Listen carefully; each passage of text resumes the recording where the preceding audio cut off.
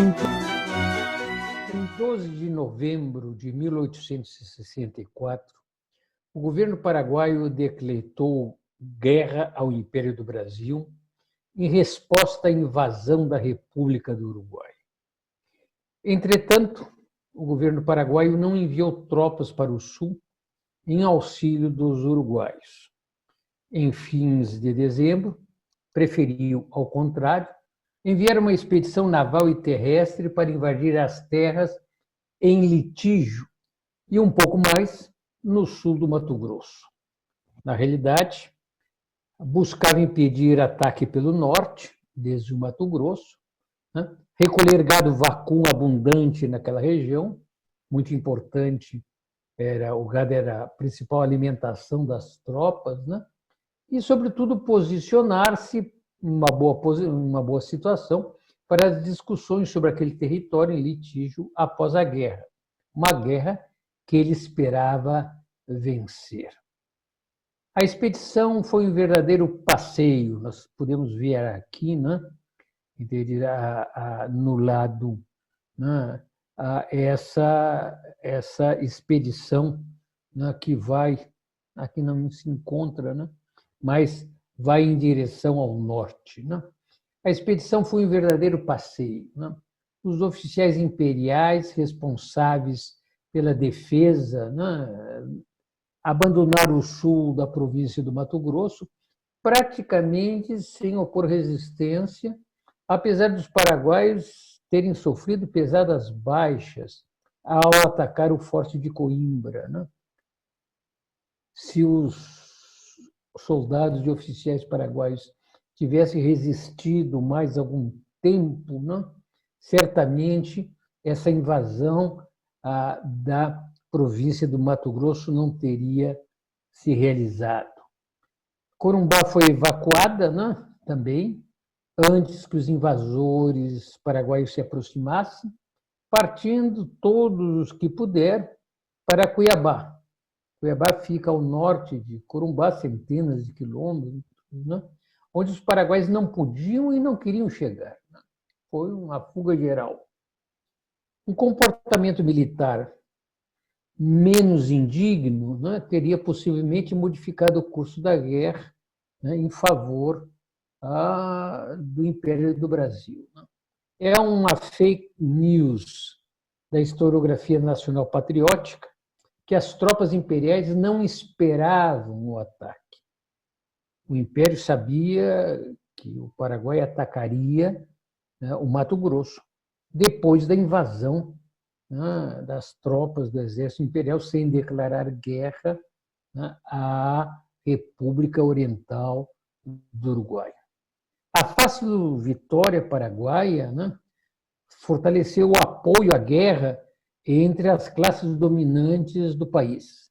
Classes dominantes que referendaram no Congresso de inícios de março de 1865, congresso no qual participaram apenas delegados das elites, das classes proprietárias paraguaias, referendaram a declaração de guerra ao Império do Brasil e a extensão da situação de guerra à Argentina, por impedir o trânsito pacífico das tropas paraguaias por seu território e por toda a oposição que haviam feito, toda a intervenção que haviam feito na República Oriental do Uruguai. Após o retorno vitorioso do grosso das tropas do Mato Grosso, deixaram uma pequena tropa de ocupação. Em 13 de abril de 1865, um forte exército paraguaio, de uns 20 mil homens, sob o comando do general Venceslau Robles, era o único general fora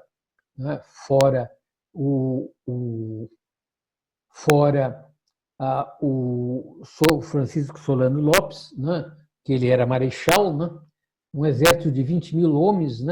Nós está aqui esse velho general, esse importante general, o mais importante oficial do exército paraguaio. Ele procedeu à ocupação da vila de Corrientes e do norte da província do mesmo nome, da província de Corrientes. E era uma província, por isso que foi feita a invasão por ali. Era uma província de vocação federalista, com uma população que quase majoritariamente falava guarani. A tropa paraguaia pretendia atrair e destruir as forças argentinas imperiais que se concentravam mais ao sul, né? Já na província de Entre Rios, né? Enquanto uma segunda coluna paraguaia invadiu o Rio Grande do Sul. A operação foi um total fracasso, devido, primeiro, ao limitado apoio dos federalistas correntinos, né? E a negativa dos aliancistas de dar combate. Eles esperaram reunir tropas superiores à Paraguaia para enfrentar a tropa de Robles. Na realidade, isso nós vamos ver, né? Enquanto Robles deslocava-se mais para o sul, em 25 de maio, desembarque de contingente aliancista transportado por navios imperiais recuperou correntes. Aqui nós temos uma ilustração da época, né, dos navios imperiais com as tropas, né, aliancistas recuperando correntes por 2 dias após um duro combate com as poucas tropas que haviam ficado na cidade. Ficava claro, né, para o alto comando paraguaio, que a sorte da expedição dependia do controle do curso superior do rio Paraná, né? Já que as tropas aliancistas podiam fazer sempre esse desembarque, né, atrás das linhas paraguaias, né? Portanto, o governo paraguaio organizou tentativa de abordagem da forte divisão naval imperial, uma tentativa de abordagem, né, pela flotilha paraguaia, formada, sobretudo, por navios civis artilhados. Na realidade, a operação foi um desastre geral, né, na Batalha de Riachuelo, em 10 de julho de 1865. Então, aqui nós temos uma pintura da época, né, uma pintura da época, né, imperial, né, que mostra os navios, né, os superiores, né, imperiais, né, as bandeiras, né, não são bem as bandeiras em pé, mas já sobre os pequenos navios, né, paraguaios afundados. Né.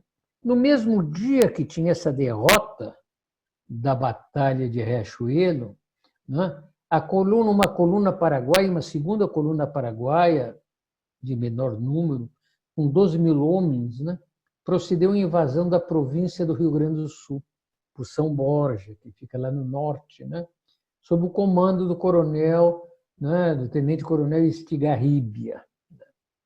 A operação foi um outro desastre, que nós temos uma ilustração da época do tenente-coronel Estigarribia, né? Essa operação foi um desastre ainda maior, foi um desastre total. Como no sul do Mato Grosso, não houve praticamente oposição militar pelos diversos batalhões do Império que estavam de sobreaviso esperando a invasão, que recuaram vergonhosamente, praticamente deixando que os paraguaios avançassem, né, ao longo das 2 margens do rio Uruguai, já que uma coluna paraguaia menor, né, comandada pelo Major Duarte, seguiu o grosso da tropa no território do Rio Grande do Sul ao longo do rio. Né. Agora, para a gente compreender o sentido desse desastre, né, as tropas paraguaias avançavam sem botas, sem agasalhos de inverno, com os uniformes do Paraguai tropical, né, quase equatorial, né, sem barracas, né, sem combustível para fazer fogo, né, sofrendo os golpes implacáveis de um inverno rio-grandense particularmente duro. Soldados morriam aos magotes, né, por doenças, né, gripes, né, pneumonia, né. Tinham os dedos dos pés amputados por marcharem sem botas, né, na relva, no barro gelado, né? Sofriam granguenas nos pés, nos dedos, né? Na realidade, a falta de material mínimo imprescindível para uma operação de tamanho vulto, né, registrava a incapacidade da economia paraguaia para sustentar uma tal economia, né, iniciativa, né, uma economia rural não industrializada, né, sem as compras necessárias que deveriam ter sido feitas com uma campanha como essa, né. A coluna paraguaia invasora do Rio Grande do Sul, né, sofrendo a inclemência do clima, né, e do desabastecimento, né, terminou internando-se na vida de Uruguaiana para poder sobreviver, para poder comer, uma vida que tinha uma era uma vila comercial que distribuía alimentos nessa região, né? E ali ficaram à espera de reforços que jamais chegaram. Em 18 de setembro, né, de 1865, com as tropas já semi-insubordinadas, né, as tropas exigindo a rendição, né? Aquele exército, reduzido agora a pouco mais de 6.000 homens, né, sem jamais ter combatido realmente, entregou-se sem disparar um tiro. Nós podemos ver nessa bela ilustração, né, uma pintura da época, né,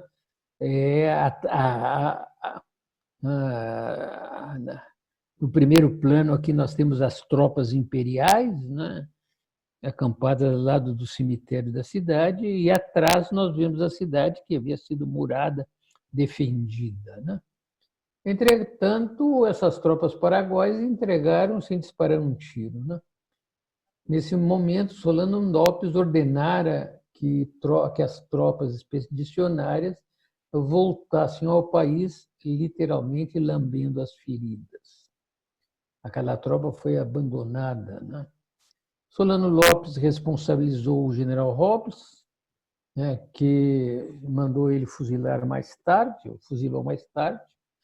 Responsabilizou o tenente-coronel Estigarribia, né, que foi viver no Brasil com uma bela pensão dada pelo Império, o ministro de Relações Exteriores, mais outros personagens pelo fracasso geral, né, praticamente sem combate, a não ser a Batalha de Jataí, quando as tropas paraguaias foram liquidadas do outro lado do rio Uruguai, diante de Uruguaiana, Major Duarte, em território argentino, por forças aliancistas superiores, né? As tropas paraguaias daquele lado do rio não tinham nenhum canhão de artilharia e canhão, e as tropas aliancistas, além de uma farta cavalaria, tinha poderosos canhões, né? Em verdade, os soldados paraguaios, em geral chegados dos campos, né, não compreendiam aquela guerra, né, longe da pátria, e não a viam como a sua. De certa forma, lutavam sem interesse.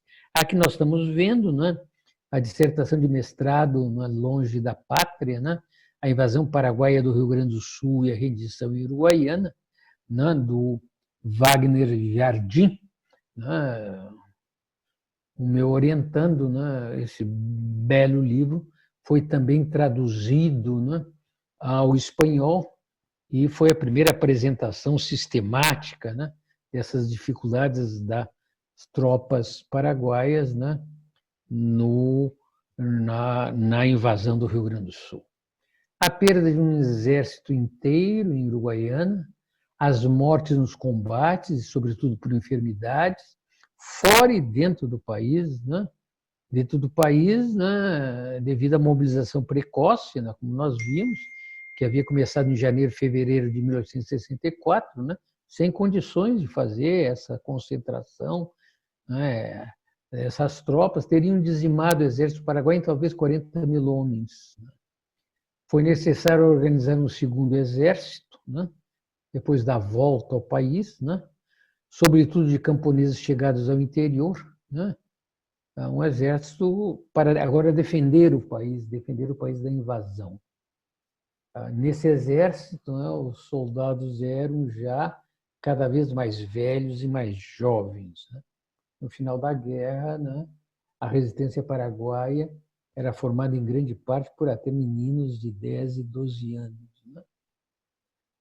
O interessante é que talvez a guerra não tenha terminado em fins de 1865, quando da difícil travessia do exército paraguaio, né, do Rio Paraná, né, no Passo de la Pátria, né, de volta ao país, devido à literal negativa da Marinha de Guerra Imperial de atacar a tropa paraguaia naquela difícil situação. Navios da Marinha ficaram de longe assistindo esse transbordo, né, de correntes para o sul do Paraguai. Na realidade, a Marinha de Guerra Imperial fez corpo mole durante todo o conflito, né, por razões, sobretudo, de disputa de prestígio com o exército imperial de terra e devido ao rancor com os aliados portenhos, né? A Marinha foi maravilhosamente aparelhada com grandes, né, coraçados e praticamente teve uma participação pífia na Guerra do Paraguai. Por isso também que ela não se refere muito, não homenageia muito esses fatos, que continua sendo uma grande referência do Exército de Terra, né? Considerando a baixa marcialidade, né, a baixa disposição, né, das tropas paraguaias a lutar e o péssimo armamento, que eles dispunham, né, da rusticidade dos seus oficiais sem experiência, né, o comando e a oficialidade aliancista acreditou que venceria a guerra em alguns poucos meses. Entretanto, o exército paraguaio reconstituído, né, acreditavam que esse exército paraguaio reconstituído se dissolveria o primeiro golpe como um sorvete exposto ao sol.